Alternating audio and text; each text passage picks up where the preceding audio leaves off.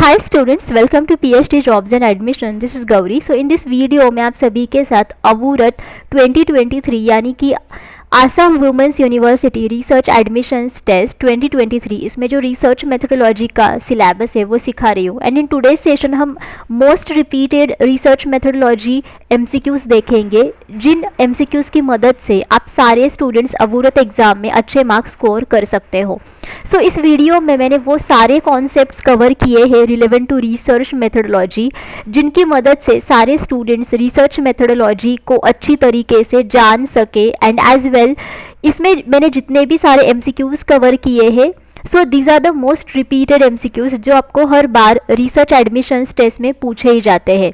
Okay, सो इस video को देखने के बाद सारे स्टूडेंट्स के जो कॉन्सेप्ट्स है वो तो क्लियर हो ही जाएंगे, बट उसी के साथ उनको एक क्लैरिटी मिल जाएगी कि एग्जैक्टली किस प्रकार के एमसीक्यूज रिसर्च मेथोडोलॉजी सब्जेक्ट के ऊपर उनको एंट्रेंस एग्जाम्स में पूछे जाते हैं। Okay, so now let us begin.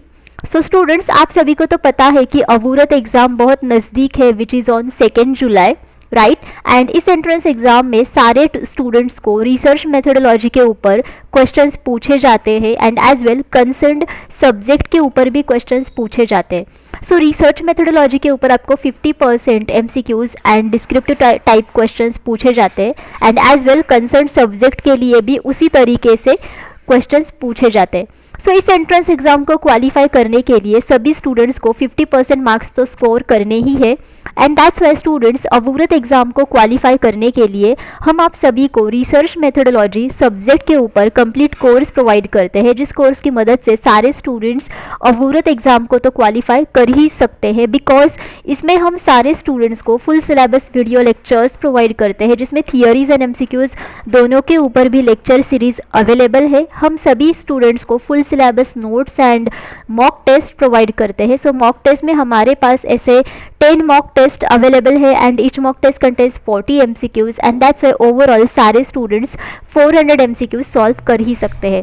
सो इसमें आपको 1500 से भी ज़्यादा एमसीक्यूज का रिवीजन पीडीएफ मिलता है, जिस पीडीएफ की मदद से सारे कैंडिडेट्स सारे टॉपिक्स को एक ही पीडीएफ में रिवाइज कर सकते हैं एंड दैट्स वाई गारंटीड उनको 80% एमसीक्यूज इसी पीडीएफ में से मिलते हैं out of 100% MCQs in the research methodology section of entrance exam. और ये जो सारा स्टडी मटेरियल है ये भी आपको हिंदी एंड इंग्लिश ये दोनों ही लैंग्वेजेस में प्रोवाइड किया जाता है। सो स्टूडेंट्स, अगर आप कंप्लीट कोर्स को परचेस करना चाहते हो देन आप इधर ग्लोबल ऑनलाइन ऐप डाउनलोड कर दीजिए, जिसके लिए मैंने लिंक इस वीडियो के डिस्क्रिप्शन बॉक्स में आप सभी के साथ शेयर की है, या फिर आप इनमें से किसी भी नंबर्स पर जाकर व्हाट्सएप थ्रू मुझे कॉन्टैक्ट करके इंक्वायरी कर ही सकते हैं। सो कोर्स की फ़ीस है सिर्फ 699 एंड इनकम फीस में हम सारे कैंडिडेट्स को गारंटीड सिलेक्शन करवा देते हैं कि सारे कैंडिडेट्स गारंटीड अवूरत एग्जाम को क्वालिफाई कर ही सकते हैं। So this research methodology complete course is nothing but research methodology revision package for all of the candidates, जिनकी मदद से guaranteed students अवूरत एग्जाम को क्वालिफाई कर ही देते हैं। So now the question 1 is, why do you need to review the existing literature? So आप सभी researcher को existing literature को रिव्यू करने की ज़रूरत क्यों पड़ती है? To make sure you have a long list of references, because without it you could never reach the required word count to find out what is already known about your area of interest to help in your general studying. So students, existing literature का मतलब होता है कि for example मैं एक researcher हूँ and I want to study on a particular topic and मुझे उस टॉपिक के ऊपर रिसर्च करना है।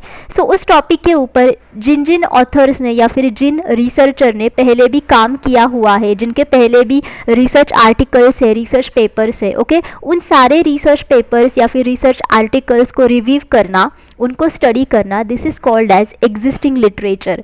ओके, एंड इन्हीं एग्जिस्टिंग लिटरेचर को हम रिव्यू करते हैं ताकि हमें पता चल सके कि जिस एरिया में मुझे इंटरेस्ट है, जिस एरिया में मुझे काम करना है, सो उस एरिया में पहले क्या रिसर्च हुआ था, उसमें क्या क्या नॉलेज हासिल किए गए थे। सो ये सारी चीज़ें पता लगाने के लिए एग्जिस्टिंग लिटरेचर को रिव्यू किया जाता है। एज वेल इसकी मदद से हम जान सकते हैं कि हम कौन कौन से रिसर्च मेथड्स को यूज़ कर सकते हैं। एज वेल रिसर्च टॉपिक में कोई गैप है या नहीं वो भी हमें समझ में आता है, उसमें अगर कोई कंट्रोवर्सी है वो भी हमें समझ में आती है। And that's why here the correct answer is 3, that is to find out what is already known about your area of interest. और systematic literature review is, now systematic literature review होता क्या है? One which starts in your own library, then goes to online databases and finally to the internet. A replicable, scientific and transparent process. One which gives equal attention to the principal contributors to the area. A responsible professional process of time management for research. So systematic literature review ये एक literature review का type है, okay. And systematic literature review में exactly क्या होता है? Summary, analysis and evaluation of all the existing research on a well formulated and specific question. So इसमें basically आप जो भी कुछ वेल फॉर्मुलेटेड रिसर्च क्वेश्चन होता है हमारे सामने, सो उस क्वेश्चन के ऊपर जो भी एग्जिस्टिंग रिसर्च होता है, ओके, उसकी समरी, उसका एनालिसिस एंड उसका इवैल्यूएशन ये सब इसमें हो जाता है। This is nothing but the systematic literature review. And that's why ये बहुत ही replicable, scientific and transparent procedure होती है। That's why it is called as systematic literature review. And that's why here आपका जो सही आंसर है वो है 2, that is a replicable, scientific and transparent procedure, because इसमें सब होता है, summary, analysis and evaluation of existing research on a well formulated and specific question, okay. So इसी के साथ हम सारे कैंडिडेट्स को अबूरत 2023 पेपर 2 के लिए स्टडी मटेरियल भी प्रोवाइड करते हैं, जिस स्टडी मटेरियल की मदद से सारे कैंडिडेट्स पेपर 2 में भी अच्छे मार्क्स स्कोर कर ही देते हैं। सो इसमें हम सारे कैंडिडेट्स को full syllabus notes and MCQs provide करते हैं। सो एमसीक्यूज़ सेक्शन में आप सभी को most expected MCQs and PYQs provide किए जाते हैं, जिनकी मदद से सारे स्टूडेंट्स गारंटीड पेपर 2 में भी अच्छे मार्क्स स्कोर कर ही देते हैं।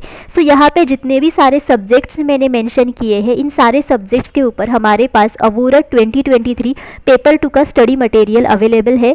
अगर आपको किसी और सब्जेक्ट के लिए स्टडी मटेरियल चाहिए देन आप मुझे कमेंट करके पूछ सकते हैं।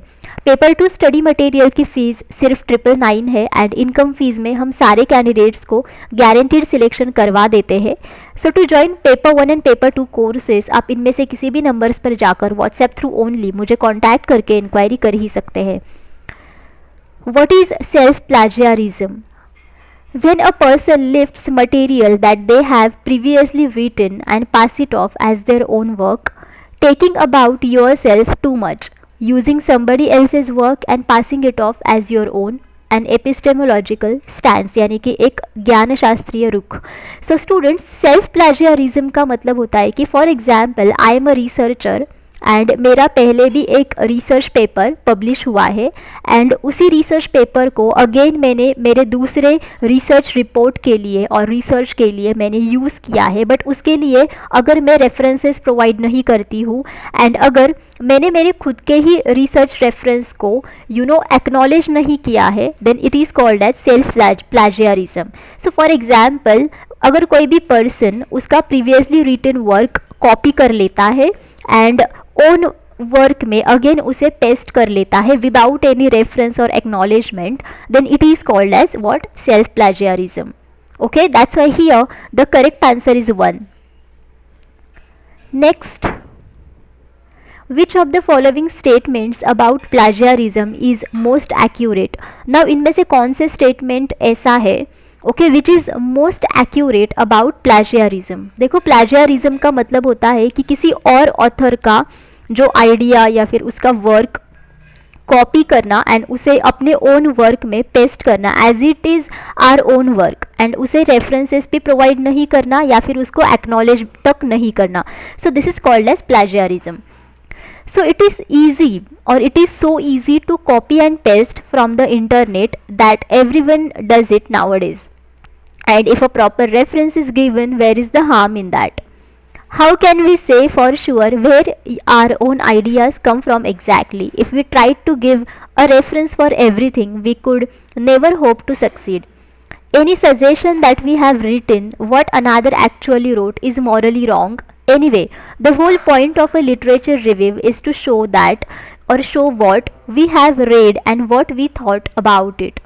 Plagiarism is such an awful crime that those found guilty should be obliged to wear a scarlet P on their clothing.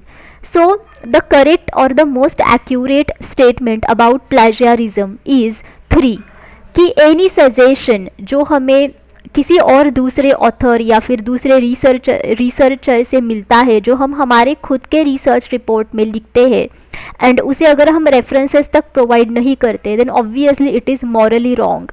सो ये मॉरली रॉन्ग बात है. And that's why literature review का होल पॉइंट यही होता है कि हम दिखा सके कि जितना भी हमने रीड किया है, जितना भी हमने देखा है अभी तक रिसर्च में और प्रीवियस रिसर्च मटेरियल में, सो इसमें उसमें हम हमारे खुद के ओपिनियंस डाल सके, exactly what we thought about it, what we have read. Okay, and that's why the correct answer over here is 3. And बाकी के जितने भी सारे ऑप्शंस है वो एलिमिनेट हो जाते हैं because these are wrong about plagiarism. Internal validity refers to. Now internal validity का मतलब क्या है?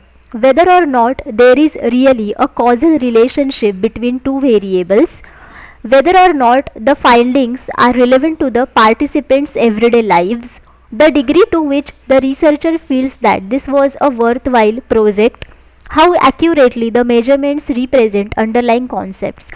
सो देखो, वैलिडिटी का मतलब होता है कि एक्यूरेट और एक्यूरेसी, बेसिकली एक्यूरेसी यानी कि वैलिडिटी, एंड इंटरनल वैलिडिटी का मतलब होता है कि degree of confidence that causal relationship being tested is trustworthy and not influenced by other factors और variables.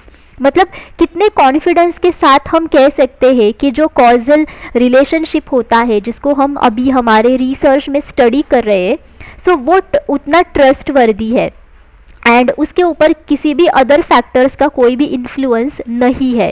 And that's why internal validity refers to whether or not there is really a causal relationship between two variables. So दो variables के बीच में exactly really causal relationship है या नहीं. सो this is actually internal validity, because internal validity यही आपको बताएगा. Okay, in an experimental design the dependent variable is. now experimental design में dependent variable exactly होता क्या है? the one that is not manipulated and in which any changes are observed, the one that is manipulated in order to observe any effects on the other, the measure of the extent to which personal values affect research, an ambiguous concept whose meaning depends on how it is defined. So students, experimental research में या फिर experimental research design में दो प्रकार के variables होते हैं. एक तो होता है dependent variable and एक होता है independent variable. सो इंडिपेंडेंट वेरिएबल को हम हमेशा मैनिपुलेट करते हैं एंड देखते हैं कि इसका इफेक्ट डिपेंडेंट वेरिएबल पर क्या हो रहा है. And that's why here your correct answer should B 1, because dependent variable को कभी भी मैनिपुलेट नहीं किया जाता है एंड अगर डिपेंडेंट वेरिएबल में कोई भी चेंजेस होते हैं बिकॉज ऑफ इंडिपेंडेंट वेरिएबल्स, उनको ऑब्जर्व किया जाता है. That's why here the correct answer is 1, that is the dependent variable is the one that is not manipulated and in which any changes are observed. What is a cross-sectional design? Now cross-sectional design होता क्या है? A study of one particular section of society, that is the middle classes, one that is devised when the researcher is in a bad mood, the collection of data from more than one case at one moment in time, a comparison of two or more variables over a long period of time. So students, cross sectional design or cross sectional study is the research design जिसमें data जब भी हम collect करते हैं, सो इस data को many different individuals से collect किया जाता है at a one time, okay, at a one moment of time और at a single point in time. So एक ही टाइम पीरियड में हम काफ़ी सारे इंडिविजुअल्स से जब डेटा कलेक्ट करते हैं एंड उसी डेटा को अगर हम स्टडी करते हैं, this is called as cross sectional design. That's why here your correct answer should be 3, the collection of data from more than one case at one moment in time. panel and cohort designs differ in that. Now panel and cohort designs में exactly क्या difference है? Cohort studies involve quantitative research, whereas panel studies are qualitative. A panel study does not need rules to handle new entrants to households. Only a cohort study will suffer from sample attrition. A panel study can distinguish between age effects and cohort effects, but a cohort design can only detect aging effects. So panel and cohort designs ये दोनों भी longitudinal study designs है, okay? But इनमें एक ही बहुत important difference ये है कि cohort study is the longitudinal study which is conducted on group of people who share common characteristic. देखो cohort study ये ऐसे group of people के ऊपर किया जाता है जिनमें कॉमन कैरेक्टरिस्टिक्स होते हैं, they have the common characteristics, okay. But जो पैनल स्टडी होता है इसमें हम एक ही सैंपल के ऊपर okay for a longer period of time तक स्टडी करते हैं, and that's why panel study can distinguish between age effects and cohort effects, okay. Because panel study में आप सेम पॉपुलेशन में से एक ही सैंपल के ऊपर for a more period of time तक स्टडी करते हो, and that's Y panel study की मदद से आप डिस्टिंग्विश कर सकते हो कि एग्जैक्टली एज इफेक्ट्स क्या है एंड कोहर्ट इफेक्ट्स क्या है. मतलब cohort effects and age effects के बीच में अगर कोई डिफरेंस है then you can study it by using panel study. But cohort जो स्टडी होता है it can only detect aging effects, okay, because ये ऐसे लोगों के ऊपर किया जाता है which have the common characteristics. So cohort design ये हमेशा ग्रुप ऑफ पीपल के ऊपर किया जाता है, एंड पैनल स्टडी ये हमेशा एक ही सैंपल के ऊपर किया जाता है for a longer period of time, okay. That's why here your correct answer should be 4, okay. And cohort studies basically quantitative है ही, बट पैनल स्टडी ये क्वांटिटेटिव एंड क्वालिटेटिव दोनों भी है, ओके. सो ये ऑप्शन तो एलिमिनेट हो गया. And panel study basically need rules to handle new entrants to households, and cohort study will suffer from sample attrition. ऐसा नहीं है, दोनों भी studies sample attrition से suffer होते ही है, okay. That's why here your correct answer should be 4. Cross cultural studies are example of. Now cross cultural studies ये exactly किसके example है? Case study design या फिर comparative design या फिर experimental design या फिर longitudinal डिज़ाइन. देखो क्रॉस कल्चरल स्टडीज़ में बेसिकली हम दो या फिर उससे भी ज़्यादा कल्चर्स को स्टडी करते हैं ताकि हम उनके डिफरेंसेस एंड सिमिलैरिटीज़ को स्टडी कर सकें, and that's why cross cultural studies are an example of comparative design. Because comparative design में हम दो या फिर उससे भी ज़्यादा ग्रुप्स को स्टडी करते हैं, जैसे ही क्रॉस कल्चरल स्टडीज़ में हम दो या फिर उससे भी ज़्यादा कल्चर्स को स्टडी करते हैं, okay. At the start of each research project, a researcher has to decide on, okay, जब भी कोई भी रिसर्च प्रोजेक्ट की शुरुआत करता है कोई भी रिसर्चर, देन उसको एग्जैक्टली किस टॉपिक के बारे में डिसीजन लेना बहुत इम्पॉर्टेंट है. What research question will be answered, how many participants to include, how many books to order from the library, the journal the report will be published in. So सबसे पहले जो बहुत ही इम्पॉर्टेंट बात होती है स्टार्टिंग में वो यही होती है कि हमें कौन से रिसर्च क्वेश्चन को आंसर देना है. सो इसका मतलब ये है कि पहले रिसर्चर को शुरुआत करनी है यहाँ से कि उसको कौन से रिसर्च प्रॉब्लम को सॉल्व करना है. So he need to identify the research problem and as well formulate the research problem, okay. And that's why here your correct answer is 1. Qualitative research is associated with. Now qualitative research exactly किसके साथ associate करता है? Emphasis on greater sample size, measurement of variables, a structured rigid methodology, unstructured flexible and open methodology. देखो qualitative research is the research type जिसमें हम qualitative data के ऊपर study करते हैं, ओके. एंड यहाँ पे डेटा भी क्वालिटेटिव ही कलेक्ट किया जाता है. So qualitative data includes text format data and picture format data, right. And that's why इसमें आप बहुत कम स्टैटिस्टिकल प्रोसीजर्स को यूज़ करते हो, बिकॉज इसमें जो डेटा होता है वो बेसिकली ऐसा होता है जिनको आप न्यूमेरिकल वैल्यूज़ असाइन नहीं कर सकते हो. सो बेसिकली क्वालिटेटिव रिसर्च की मदद से हम थियोरी को फॉर्मुलेट कर सकते हैं, and that's Y qualitative research ये हमेशा अनस्ट्रक्चर्ड होता है, बिकॉज इसमें कोई भी सिस्टमैटिक प्रोसीजर्स होती नहीं है, as well it is flexible and it is open methodology. Open methodology का मतलब है कि आप ऐसे मेथोडोलॉजीज़ को यहाँ पे यूज़ करते हो, for example observation, like participant observation, non-participant observation, and that's why these are not considered as closed methodologies such as surveys, questionnaires like that. Okay, that's why here आपका जो सही आंसर है वो है 4, because qualitative research is associated with unstructured, flexible and open methodology. Okay, which of the following attribute is related to quantitative research? Now इनमें से कौन सा एट्रीब्यूट ऐसा है which is relevant to quantitative research? Explains prevalence, incidence, extent, nature of issue, opinions and attitudes, describes themes, explores experiences, meanings, perceptions and feelings, covers multiple issues but assembles required information.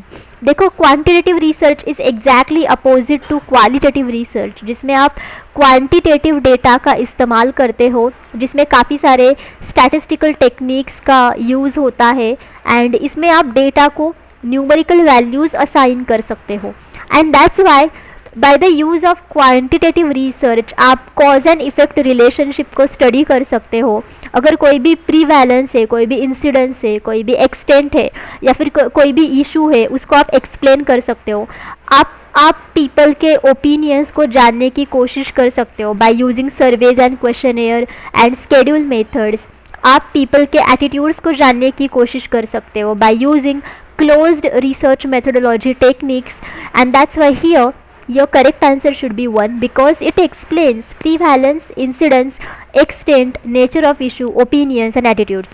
अगर आपको themes को describe करना है, अगर आपको experiences, meanings, perceptions and feelings को जानने की कोशिश करनी है, अगर आपको मल्टीपल इश्यूज़ को कवर करना है but by assembling required information, then इन तीनों भी सिचुएशन में आप क्वालिटेटिव रिसर्च को ज़्यादा क्या करोगे, फोकस करोगे, बट इन दिस केस आप क्वांटिटेटिव रिसर्च पे ज़्यादा फोकस करोगे, and that's why here your correct answer should B 1. What differentiates qualitative and quantitative research methodology? Now qualitative and quantitative research methodology में exactly किस प्रकार के differences होते हैं? In the terms of sampling methods, in the terms of data collection methods, in the terms of analysis methods, all of the above. So students, the correct answer over here is 4, because इन सारे ही situations में qualitative and quantitative research methodologies में differences होते हैं. For example, अगर आप sampling methods लोगे, then in the qualitative research methodology आप probability sampling techniques को यूज़ नहीं करोगे. So basically you will use non probability sampling techniques in qualitative research, but in the quantitative research methodology you will use what, probability sampling techniques. Okay, data collection methods में जैसे कि मैंने आप सभी को बोला कि क्वालिटेटिव रिसर्च में आप यूज़ करोगे ऑब्जर्वेशन, इंटरव्यूज़, ऐसे डेटा कलेक्शन मेथड्स को, बट क्वांटिटेटिव रिसर्च मेथडोलॉजी में आप सर्वेज, क्वेश्चनेयर्स, ऐसे डेटा कलेक्शन मेथड्स को यूज़ करोगे. एनालिसिस मेथड्स में भी बेसिकली स्टैटिस्टिकल टेक्निक्स की मदद से क्वांटिटेटिव रिसर्च में डेटा को एनालाइज किया जाता है, but in the qualitative research methodology आप अलग डेटा एनालिसिस मेथड्स को यूज़ करोगे. Okay, that's why here your correct answer is 4.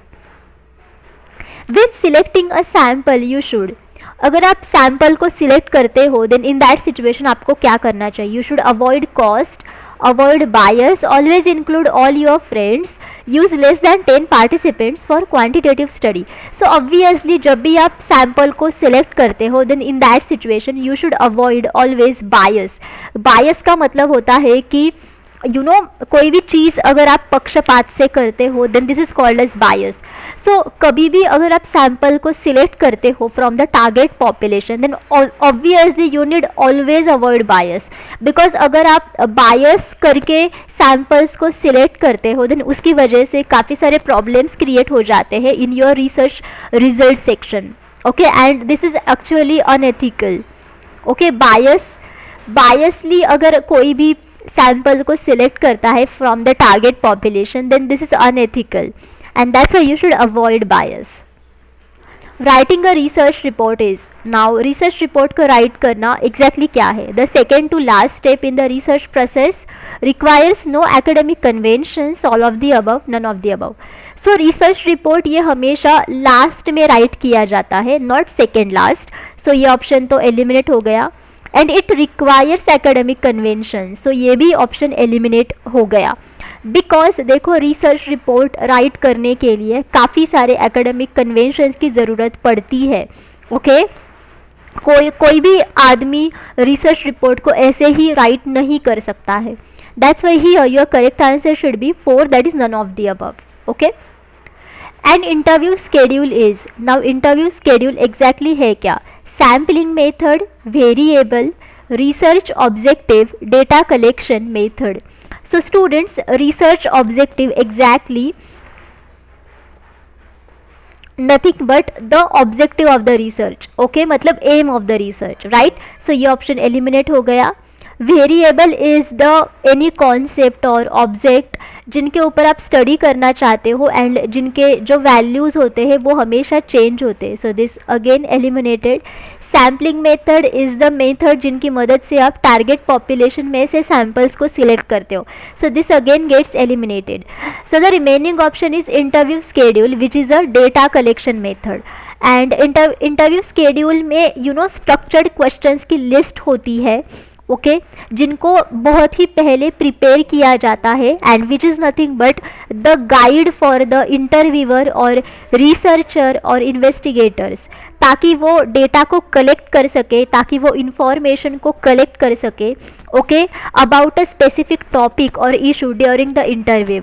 Okay that's why here your correct answer is 4, that is data collection method. An image, perception और concept that is capable of measurement is called dash. so कौन सी भी image हो या फिर perception हो या फिर concept हो okay which has a capability कि हम उसे मेजर कर सकते हैं, then what is it is, whether it is a type, whether it is a scale, whether it is a variable or hypothesis. obviously this is called as what, variable. जैसे कि हमने अभी देखा an independent variable can be defined as dash. now independent variable को exactly क्या कहा जाता है and what is the another name of independent variable? Outcome और effect variable, change variable, confounding variable, extraneous variable. देखो जैसे कि हमने देखा कि रिसर्च मेथोडोलॉजी में बहुत ही इंपॉर्टेंट वेरिएबल्स होते हैं, वो होते हैं independent and the another one is dependent. So जिनको हम मैनिपुलेट करते हैं यानी कि जिनके हम वैल्यूज़ बार बार चेंज करते हैं manually, it is called as independent variable and that's why it is also called as change variable, because इसके वैल्यूज़ हमेशा चेंज होते रहते हैं. And dependent variable is nothing but the effect variable और outcome variable, because जब भी आप independent variables की वैल्यूज़ चेंज करते हो देन उसकी वजह से डिपेंडेंट वेरिएबल्स में भी चेंजेस होने लगते हैं and that's why this is nothing but the effect variable. Confounding variable is the variable जिसकी वजह से independent and dependent variable in दोनों के ऊपर भी बहुत ही बैड इफ़ेक्ट्स होते हैं एंड इसकी वजह से आपके जो रिसर्च के रिजल्ट्स होते हैं वो भी आपको फॉल्स मिलते हैं और फेक मिलते हैं basically. Extraneous variables are the variables जिनको रिसर्चर स्टडी नहीं करना चाहता है बट इसकी वजह से आपके रिसर्च में जो डिपेंडेंट वेरिएबल्स होते हैं उनके ऊपर काफ़ी एडवर्सली बैड इफेक्ट्स होते हैं. Okay in research terminology the extraneous variable can be described as dash. So research methodology या फिर टर्मिनोलॉजी में एक्सट्रानियस वेरिएबल एग्जैक्टली है क्या? linking the independent and dependent variables, the outcome or changes brought about by introduction of an independent variable, several factors operating in a real life situation which are not measured in the study that may affect changes in the dependent variable, the cause responsible for bringing about changes in a situation. So obviously the correct answer over here is 3, because जैसे कि मैंने आप सभी को अभी बताया कि एक्स्ट्रानियस variables ये एक ऐसे वेरिएबल्स होते हैं जो हम हमारे रिसर्च में स्टडी नहीं करना चाहते, because this are the external factors जो रियल लाइफ सिचुएशंस में होते हैं जिनको आप स्टडी नहीं करना चाहते हो, बट इनकी वजह से डिपेंडेंट वेरिएबल्स की जो वैल्यूज़ होती है ओके इनके ऊपर काफ़ी अफेक्ट होने लगता है. Okay, bad effect basically. That's why here your correct answer is 3. Which of the following is an example of a continuous variable? Now इनमें से कौन सा continuous variable का example है? Gender, male or female, reaction time in seconds, age younger than 40 years or 40 years or older, educational level low or medium or high. Okay, तो students continuous variable का मतलब होता है कि ऐसा वेरिएबल जिनकी वैल्यूज़ कंटिन्यूअसली चेंज होने लगती है. ओके, सो यहाँ पे reaction time in seconds is an example of continuous variable, because seconds की जो वैल्यूज़ होती है वो कंटिन्यूअसली चेंज होने लगती है, जैसे कि 0.1, 0.2, 1 सेकेंड, 2, 3, 4, लाइक पॉइंट में भी वैल्यूज़ होती है. So this is called as continuous variable जिनकी वैल्यूज़ हमेशा कंटिन्यूअसली ऐसी चेंज होने लगती है. Okay fine. So it was question 19. या which of the following is an example of an interval scale? Now इनमें से कौन सा इंटरवल स्केल का एग्जाम्पल है? स्मोकर, येस और no, temperature in Fahrenheit, attitudinal score between 0 to 100, rating of TV program, good, average और poor. So students interval scale का मतलब होता है कि इसमें आप इंटरवल्स बना के ओके डेटा को मेजर कर सकते हो. For example temperature in Fahrenheit. Okay, temperature in Fahrenheit का मतलब होता है कि आप इंटरवल्स जो होते हैं ओके उन इंटरवल्स में आप डेटा को मेजर कर सकते हो. For example 0 to 10 degree Fahrenheit is equivalent to what? 11 to 20 degree Fahrenheit. So these intervals are equal to each other. Okay, all of you getting? For example, अगर आप बोलते हो कि you know temperature difference in 10 degree Fahrenheit का temperature difference है. Okay, so इसका मतलब ये है कि basically वो जो temperature scale रहेगा वो 0 to 10 डिग्री फ़ारेनहीट में भी आ सकता है and as well 11 to 20 degree Fahrenheit में भी आ सकता है. So this is called as interval scale. Okay, so इसमें कोई भी एब्सोल्यूट ज़ीरो नहीं होता है. ओके, यहाँ पे जो ज़ीरो होता है दिस इज आर्बिट्ररी. ओके, आप अपने आप ही ज़ीरो को असाइन कर सकते हो. यहाँ पे कोई भी एब्सोल्यूट ज़ीरो होता नहीं है. मतलब अगर यहाँ पे कोई भी ज़ीरो वैल्यू होती है देन इसका मतलब ये नहीं होता है कि वहाँ पे वेरिएबल की ज़ीरो वैल्यू है. Okay, all of you getting? जैसे कि रेशो स्केल में होता है, but in the interval scale you know आप इंटरवल्स बनाते हो which has the equal values. For example temperature in Fahrenheit scale. That's why here your correct answer is 2. Collecting information with the expressed willingness of the participation is also called. अगर आप information को collect कर रहे हो यानी कि अगर आप डेटा को कलेक्ट कर रहे हो जिसमें पार्टिसिपेशन करने के लिए पार्टिसिपेंट्स का विलिंगनेस है, then what you call it as? providing incentives, seeking informed consent, the possibility of causing harm to participants, maintaining confidentiality. Obviously it is nothing but seeking informed consent, because informed consent में you know participants उनका अपना अपना consent बताते हैं कि yes मुझे इस study में पार्टिसिपेट करना है, मुझे पता है कि इसके अंदर क्या रूल्स है, क्या गाइडलाइंस है, and that's Y expressed willingness of the participation is nothing but seeking informed consent. Okay, informed consent includes, now देखो informed consent में होता क्या है? Explaining the purpose of the research, explaining how participation will affect the participant, ensure participants understand the type of information being collected, all of the above. So obviously the correct answer is all of the above, because informed consent में researcher को participants को सब कुछ बताना होता है कि you know उस रिसर्च स्टडी का पर्पस क्या है, देन पार्टिसिपेशन करने के बाद पार्टिसिपेंट्स पर क्या अफेक्ट होने वाला है, एज वेल पार्टिसिपेंट्स को अंडरस्टैंड करना बहुत ज़रूरी है कि कौन कौन सी इंफॉर्मेशन उनसे कलेक्ट की जाने वाली है. सो all of this information is included in the informed consent, and after that only participants उनका consent हमें देते हैं कि whether they want to join the research study or not. Which method of communication can be used to display results in quantitative research? So quantitative research में अगर आपको results को display करना है, मतलब दिखाना है, then आप इनमें से कौन से communication methods को use करोगे? Whether you will use text, tables, statistical measures, all of the above. So आप ये सारे communication methods use करोगे. ओके, टेक्स्ट आप यूज़ कर सकते हो, टेबल्स यूज़ कर सकते हो, स्टैटिस्टिकल मेजर्स यूज़ कर सकते हो. So all of the above. The main objective of using a graph is, now graph use करने से मेन ऑब्जेक्टिव क्या है, मतलब what is the exactly main aim of using graph? To present data in a way that is easy to understand, all of the above. To present data in a way that is interesting to look at, to present data in a way that is easy to interpret. So obviously all of the above, because अगर आपको data को present करना है ताकि reader को वो understand करने में ईजी हो जाए, then this is another main objective of using a graph. As well अगर आपको डेटा को प्रेजेंट करना है in a way that is interesting to look at, then obviously आप कर सकते हो बाय यूजिंग ग्राफ. अगर आपको डेटा को प्रेजेंट करना है in a way that is easy to interpret, मतलब ताकि आप इजीली उसको इंटरप्रेट कर सके, ताकि आप इजीली उसको उसके थ्रू अगर आप इजीली कंक्लूजन निकाल सके. So all of these are the main objectives of using a graph in research methodology. And specifically graph से आप कैटेगरिकल डेटा को रिप्रेजेंट कर सकते हैं. कैटेगरिकल डेटा यानी कि ऐसा डेटा जिनको आप सिर्फ क्लासीफाई कर सकते हो. ओके, इनको आप न्यूमेरिकल वैल्यूज असाइन नहीं कर सकते. Okay, that's here your correct answer is 2, that is all of the above.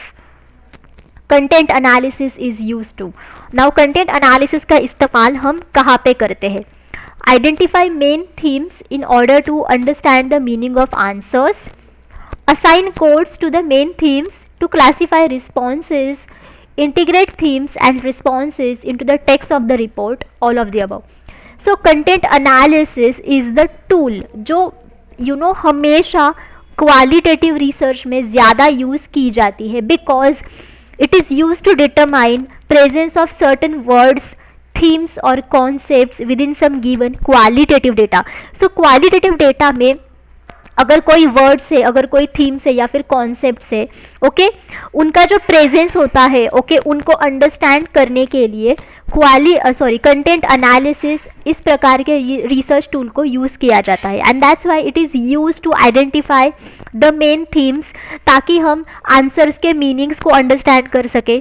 इसमें आप कोड्स दे सकते हो टू द मेन थीम्स, ताकि आप रिस्पॉन्सेस को क्लासीफाई कर सकते हो. एज वेल अगर आपको काफ़ी सारे थीम्स को इंटीग्रेट करना है, यानी कि अगर आपको काफ़ी सारे थीम्स को एकत्रित करना है, एंड एज वेल अगर आपको काफ़ी सारे रिस्पॉन्सेस को इंटीग्रेट करना है into the text of the report, then उसके लिए भी आप कंटेंट एनालिसिस रिसर्च टूल को यूज़ कर सकते हो. That's why here your correct answer is 4, that is all of the above. So students, thank you for watching this session. I hope all of you understood everything जितना भी मैंने इस session में आप सभी के साथ डिस्कस किया है. But still if you have any doubts, आप मुझे कमेंट करके पूछ सकते हो.